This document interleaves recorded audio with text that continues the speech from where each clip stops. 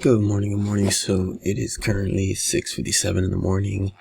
My trading day is done, thankfully.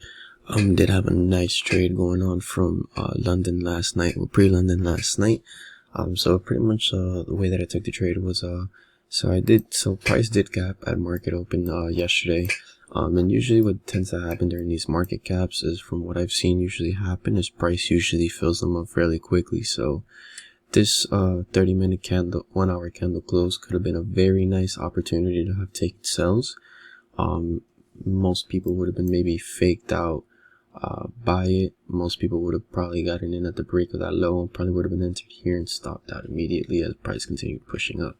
However, my analysis was bullish at the time because the 30-minute candles were printing bullish, right?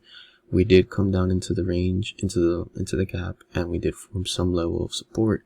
So what did I end up looking towards? I was like, okay, so my bias is now bullish, considering the price did break previous resistance and did create support on it. So I did get in my entry at the close of this 30-minute candle. Stop loss was under that, and I let the trade ride. I called it a night. I was comfortable risking what I was going to risk, and I woke up in profit above 70 pips, right?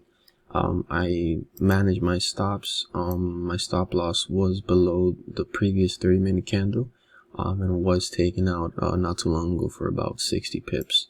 So all in all, it was a super good one to three, a little bit over 1 to 3.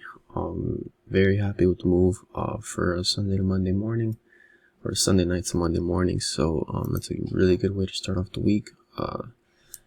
Overall target, I do see it pushing up to 700 area, but already out of the trade, so I just kind of wanted to journal it, and just so I can have it recorded and then post it up on the YouTube.